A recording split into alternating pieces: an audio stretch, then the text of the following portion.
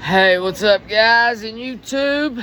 Just living everyday life of a straight, normal, not a drug addict anymore, living that life. Got a pay lake in Kentucky, so, enjoying life, trying to get my house built up, doing stuff like that. Now, I did a live because I had to get on my phone to do videos and stuff, so I'm not sure what the title I'm going to name this video is yet, but, the first video I did was live, and it was called First Time in Jail at 19 or something like that. Go check that video out. Like it. Subscribe. Help me out. Do what you can.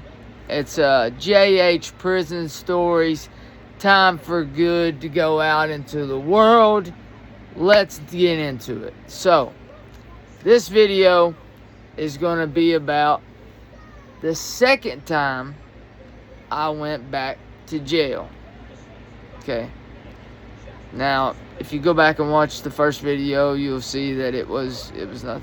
It would be years later that I'd go back to jail. That the first time I went, it was 2009, and second time I go back, it's in 2014, July 13th, 2014. I'll never forget it, because this would become the longest sentence of my life, my whole time doing time.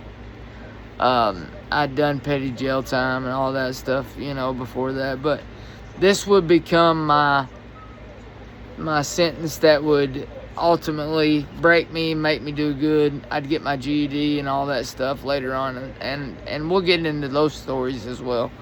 But anyway, back to what I was saying. This would be my second time going to jail. July 13th, 2014. In Kentucky. Not Virginia, not... I want to give two shout-outs to After Prison Show on YouTube and Jay Williams, Let's Live Life.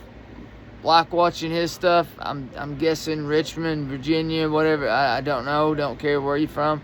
They gave me the courage to talk about and speak about what I saw, what I went through, what I did, everything about prison, and would ultimately change me for the rest of my life. So they gave me the courage to talk about it and to talk about it to other people, which is you all who are watching this, and it's very hard to do for me. I got out in January 23rd, 2019. And I went in July 13th, 2014. I done a long stint, It was a little over. It actually was 6 years. It was roughly. It might have been a day or two short of 6 years, but it was just shy of 6 years. Like I said, July 13th to January 23rd, 19. Anyway. This would be my straighten up bit. This would be my long bit that I would do. And so, anyway, second time ever been to jail in my life. It was for a very long time. And the jail that they had a contract with in my county had changed. It had changed to Johnson County, farther in eastern Kentucky. Now, that jail was a gladiator school when I hit it. Smoking had done been cut out. They was, still smoking. Wasn't no secret. Nothing I'm saying is telling. Nothing I'm saying they don't already know. Nothing I'm saying is anything just like anybody else says. Everything's already been hit. Anything I speak on has already been over and done with for years. Years. I'm talking 10 years or more. Probably 15. Actually, yeah, 15, 14, 15 years ago. So, anyways, I was in jail for, I was in Johnson County Jail for, I don't know, around 18 months or something like that. Somewhere around in there, over a year. And before I would get sentenced to my 10-year sentence. for burglary second, and receiving stolen property. That was a pretty harsh sentence for somebody that hadn't been in very much trouble. But my father had pushed that. He had told them, Commonwealth, he had told, what had happened is I was on drugs and stuff. I was doing Xanaxes back in the day, doing the bars and stuff. The bars, for some reason, does not agree with me. I call them handcuffs. The bars will make you do stupid stuff. But the other, Xanaxes, I've never had a problem with in my life. But there's something that chemically imbalances on myself. I can only speak for myself. Chemically imbalances me when I do a bar, that it just makes me want to do stupid shit. So, this is 2014. It's right after 4th of July. I took my 2 little girls out. And my taxes was late that year, so I had money. So I'd bought a bunch of Perk 30s and some Xanax bars, And was having a good old time. And anyway, I end up stealing some shit from some people, and one of them being the head of DEA. Never forget it, Jack Randy Klein. Big old fat piece of shit. If you watch this, you are a piece of shit. Anyways, I can say that now because there's nothing, I don't do nothing wrong like that. So, anyways, I won't drop other names and stuff unless I just really fucking don't like you. But I would get in trouble for this, and the reason I got the time I did is because, like I said, the head of DEA, my dad, thinking that he's going to get me clean off drugs and not knowing that he's going to make me worse. If I wanted to be worse, I could have been worse. But the first time I made parole, it was only for like a couple months, so I didn't even really count that on the street. It was like a dream, and I was back. Boom. But that's a story for another time. We're going to talk about the first time. So, I'm in Johnson County Jail, and it is fucking, like I said, gladiator school. So they got a board, what I call a board, a TV screen in Johnson County Jail when you come out of the drunk tank. You see the names on the TV screen. You pick the cell. You can pick a cell if there's room. You can pick a cell you want to go into. Saw some homeboys I recognized, so boom, I picked the cell. Bam, 219. Hit me up there. They was like, "Are you sure you want to go in that cell? That's not a good cell. That's like the troublemaking cell." And I was like, "No, put me up there. That's where I want to go. Put me up there." I go up there, boom, everybody knows me. I don't have no trouble, and the guards are surprised at this. Surprised, okay? We had this one old guard, though, that I didn't peep this till later on, that if somebody had some bad charges or anything like that, he would say, "Hey, guys, treat this boy like family." And when he said that, that meant treat him bad. Put him through the ringer. He had to be dealt with, So, and the old man, I kind of forget. We called him Bird Dog. I don't know his real name, but he was Bird Dog because he always fucking was nosy. Sometimes, if he didn't like you, like, he'd bust you for shit. Like, just stupid shit. We had a good guard, I'll call him C. But, C, he was bringing stuff in, he was good. But, now, mind you, I'm telling you this, and this guy's already been busted, done his jail time. So, I'm not saying nothing that's getting anybody in trouble. And they don't house Morgan County there no more and all that stuff. So, the guard I'm calling C was a fucking cool dude. Shout out to UC. You know who I'm talking about. You know me. Loved you to death, boy. But, anyway, Before I was getting shipped, the guards see they had handcuffed to the bench because he got caught bringing in the pack. But before all this, prior to all this, this 18-month stint, I was in 219 and I have seizures. I'm diagnosed with epilepsy. I'm diagnosed. I take medication, all this stuff. And the Xanaxes would have caused part of that issue of coming off of them cold turkey, because at that time you couldn't get Suboxone or methadone or any kind of treatment in jail. Now you can. In Kentucky, now you can if you're on it when you go to jail, but you couldn't back then. And Suboxone is top three of the worst thing you can ever come off of. It takes months before you ever feel right. And the withdrawals for fucking a month are, you want to die. Like, you want to die. Die.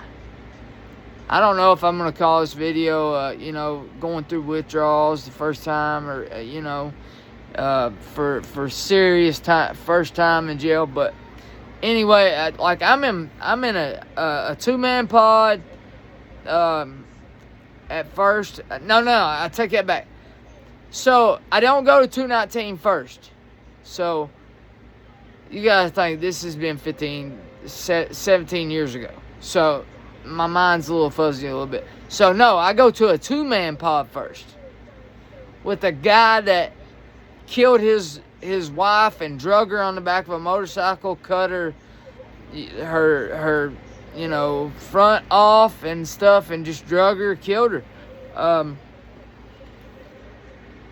I didn't know this, mind you, at the time. His name was Dwayne Bishop, I think was his name, or something like that. But everybody called him Bishop. So, usually in Kentucky, everybody calls you by your last name, And so, I'm going through withdrawals. And he's poking his head in my cell.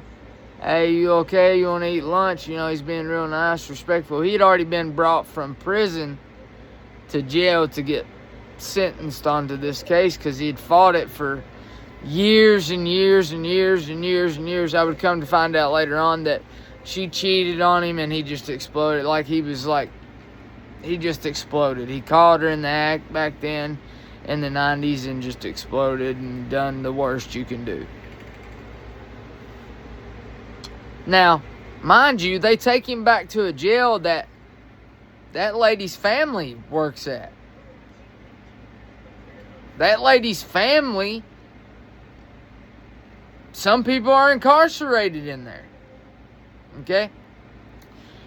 Now, I'll do a story on Bishop later on down the road. If y'all continue to like these stories and stuff like that, I'll do a story on Bishop later on down the road. But anyway, in Johnson, I'm going through the most severe thing, the closest to death that I can think of anything feeling like coming off Suboxone. There's nothing much. I've come off, heroin and stuff before. Usually, 10, 11 days max, you're good off heroin. Like through the most part of a week, you're through the worst part of the heroin thing. The first 6 days is bad off heroin, but then generally, as long as you push through those last 3 or 4 days, you're good. So, but not saying that the heroin withdrawals can't kill you, because they can, but Suboxone withdrawals is fucking probably close to number one. Because it lasts months. And I'm not shitting. You can ask other people. Like, it's months before you're right.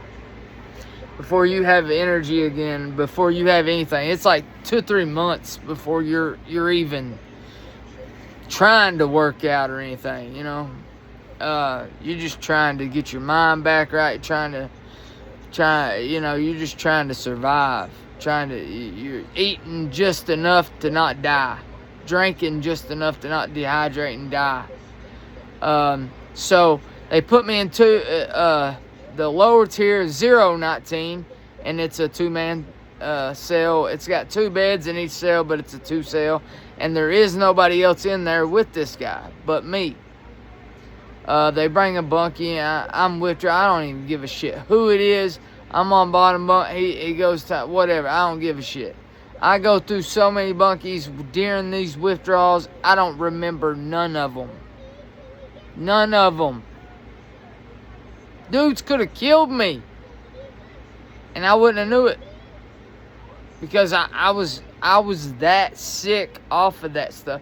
Because even if you was prescribed them back then, they didn't give them to you in jail.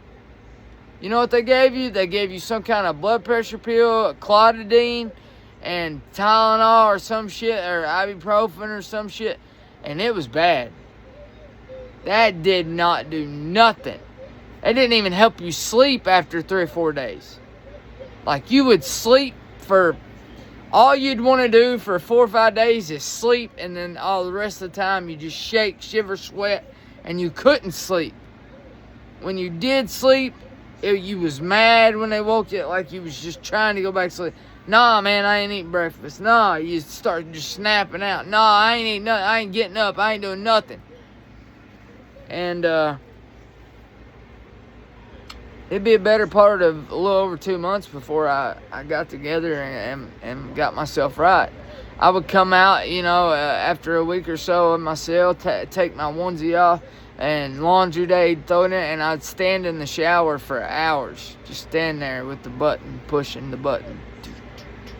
And then, old boy rigged up something like a bottle cap on it, and you could fold that over on it, and it would keep the shower on. So I would just stand in there in that hot water.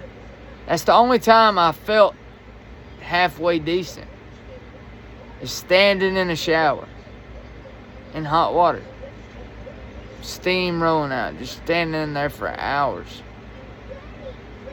Because when you got out, dried out, like you barely get dried out, you'd feel like shit again. So this goes on for a better part of 2 months, Then I felt like I could eat again, so I was starting to eat my trays again. Well, I'd been giving dude everything, the whole time. Like, I almost died. I almost starved to death. He had to physically, he had to probably make me eat. He brought me noodles that he had, he forced me to eat some sodium packed noodles and stuff like that to get my sugar, to get my stuff back up. And those noodles will give you starch, carbs, stuff like that for your body to burn while you're going through detox. That soup will.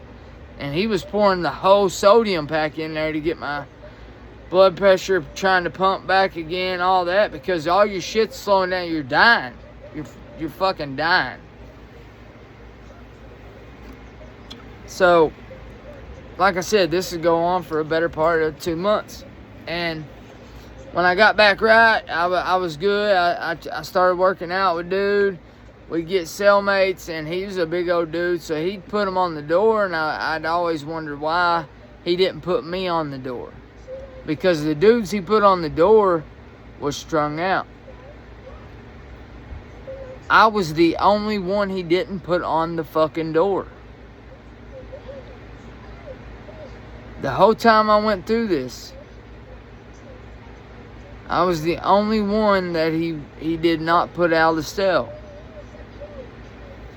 Now, he wasn't gay or no shit like that, so nobody think no shit like that. It wasn't like that. He just, he knew I would learn and listen and have respect. These other guys that came in had no respect. So he would bust their head and put them on the fucking door, because he had hands, he worked out, he paced, he had his routine, he was just a built, jacked white dude. With a shaved head, he had a little bit of gray hair, that's it. Rest of it gone, just worked out, done thousands of push-ups, don't even know how many, he didn't even count. He just do laps back and forth from his cell, around the cell, from his cell, around the day room, back to his cell, around the day room, back to his cell, around the day room, and do push-ups. Boom, boom, boom, boom. Bust them out. Do laps. Do 3 laps, bust them out. Do 3 laps, bust them out. Now, mind you, I'm starting to eat again. I'm starting to get back right. I'm starting to get things. Starting to do nothing. I don't have no help from the outside. That's so important to have help on the outside, which I'll do a video on that too. But that's so important because that gets you food that you normally can't get. And jail food, the Muslims have made jail food so bad. It's all turkey stuff. It's all processed. It's shit. Like you're literally probably eating shit. The oats they served literally said not for human consumption. That's why it preserves you. I have saw a bag of oats in the kitchen for oatmeal myself personally that said not human consumption. And I'm thinking like that's when I stopped eating the oatmeal in the kitchen, because that was one of the meals that I did try to eat, you know. But I learned to hustle. I learned to do some different things. I learned to hustle. I learned to do shirts, laundry, wash whites, wash dishes, and stuff like that to get extra food. Because you'd be drinking cups of water and stuff through the night to get the hunger pain, and you'd still be hungry when the door popped. You'd be waiting once you go through all that withdrawal and don't eat for so long, you just be kicking the door open when they bring trays in. You stand at that door waiting because you've been so long without food and nutrition that you need it. So this went on for a few months. Then I started working out, getting back right, started getting weight back on. And my cellie, you know, respected that. And I listened. I took advice because he had already been to prison. He had already knew what to do. He already been there. Now, mind you, they don't take kindly to them kind of charges, most people, but he was a certified killer. You know, they knew that. So, being locked up with a petty ass crime like I had, and in the cell beside you is a killer, and then they moved 2 people in on us after I come off my withdrawals, after I was working out with him and doing good. He would not let nobody move in that cell. I had to move to that cell. He called me Little Caesar, because I'd have seizures, you know. He called me Little Caesar. You know, he'd check on me, he'd be like, oh, man, you all right? You know, like, they'd take me out there, and I got life flighted to West Virginia Hospital one time, because I busted my head, had a seizure. And, dude always checked on me, you know, made sure I was right when I got back, made sure nobody messed with my stuff. But, as time would go on, you know, I'd be looking through the window, and I'd see people I knew, and they'd be like,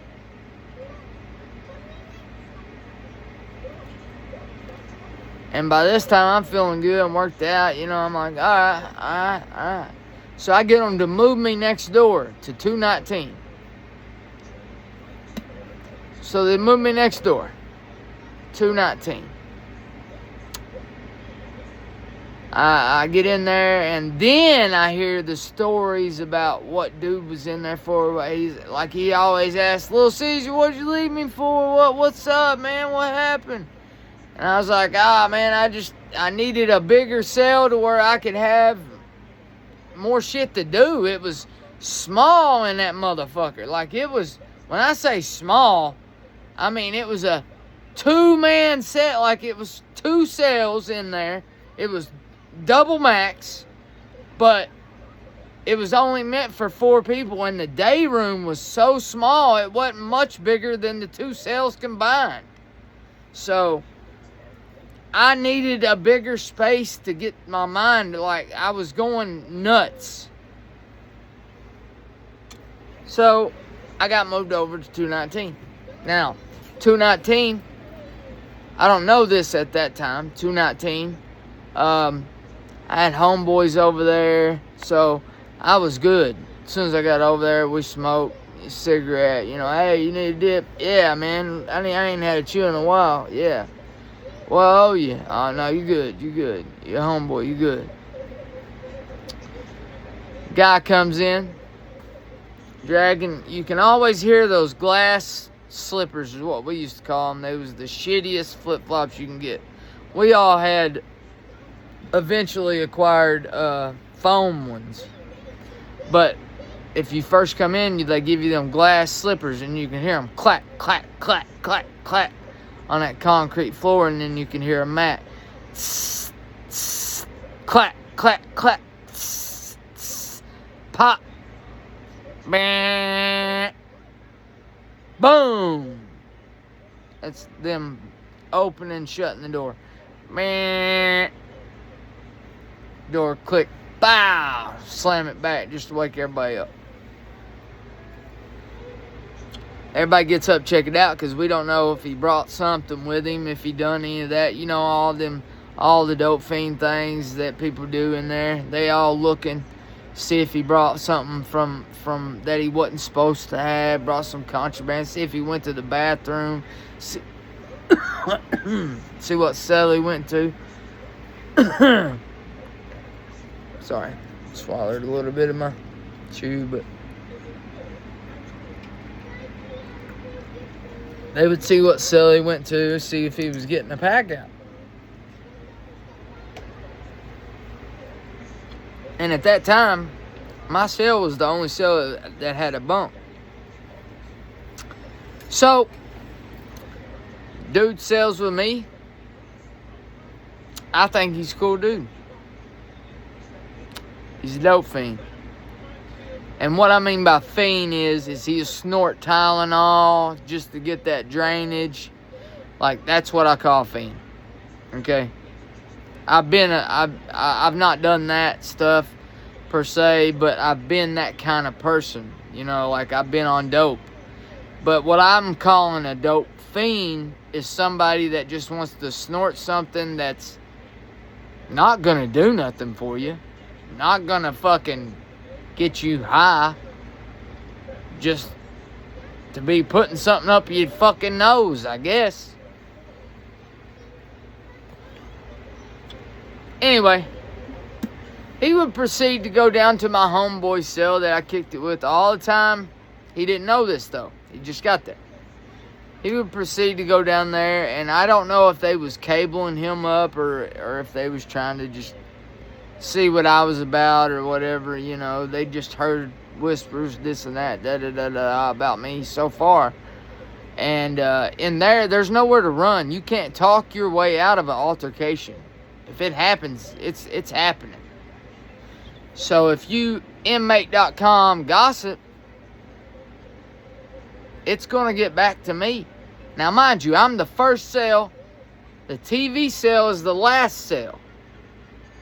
That's where everybody goes to do whatever they're going to do, which, like I said, we had C that was bringing it in for us. So we had tobacco, we had cigarettes, we had, you know, whatever you wanted. We had a little bit of weed, we had whatever. He would never bring in nothing like, he would never bring in no heroin or nothing like that, but he would bring in, you know, maybe a Suboxone or something like that, you know. I think whenever they finally did catch C, he was bringing in a lot of Suboxone and a lot of things that he wasn't normally doing. You know, usually he'd drop a can of tobacco because he chewed, and that was, they just had cut smoking and dipping out in 2012, so it hadn't been long, just a couple years, so guards could still do it, you know. But they had to go outside or something like that. But if you chewed while you was on shift, you know. So he would proceed. He'd drop it in the cell, the last cell. Well, I catch him. I catch him. I'm like, look, man, just drop me one too. You're good. I ain't saying shit. So he's dropping me a can, dropping them a can. So we got back, and we got stuff in there. We're good. Dude proceeds to go down there and be on some dope fiend shit. You know, I might call this my first fight in jail. He snorts a line of Tylenol, mind you, does no benefit. Okay? He's talking, I don't know what they said to him, or I don't know nothing prior to what was said in the cell. My homeboy Stovepipe comes up to me and is like, dude's down there talking bad about you. I was like, I don't know, dude. Dude don't know me. We just got in the cell together. He was like, I know, but he's just talking bad about it. I think he lied to me. Not gonna lie, I think he lied to me, brother. I think Stovepipe might have got me a cable hooked up on me right there. But Stovepipe knew I would go, you know. So I wasn't one of these scared white boys that wouldn't go. So, and the other dude was, you know, my race, Caucasian as well. But anyway, he was bigger than me. You know, he 6 foot something, and I'm only 5'9", you know what I mean? But at this time, I got a little bit of size like I do now. You know, I'm probably 180. He's probably 210, 2 something, and 6 foot something. So I know now I gotta fight this dude.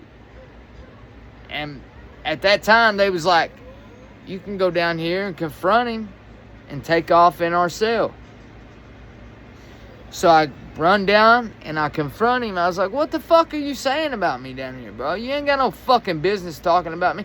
At this time, they didn't even know that C was dropping me backer. Like, I didn't fucking say nothing. I kept that shit to myself, you know?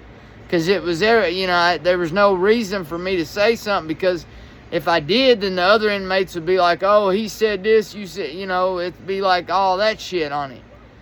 And at this time, he just got there. He shouldn't be saying shit anyway. So it's got to happen now. I said, come to the house. And when I mean come to the house, that means come to our cell. Take my shirt off on the way there. He knows it's go time. As soon as we step in the cell, I fucking teed off. Bam! Bam, bam, bam, bam, bam, bam! And I almost hit my head that we had a metal shelf. And the guys told me I almost clipped that. But I'm mad. I'm swinging. Pat, pat, pat, pat, pat, pat, pat, pat. So he's got to tie me up. And as he ties me up, he's got me in a chokehold. And I'm fucking his ribs up. Boom, boom, boom, boom. And he's just, huh, huh, huh, huh. And the guys is like, let him go. Let him go. We're going to beat your fucking ass. And you're talking 20 dudes. So he lets me go.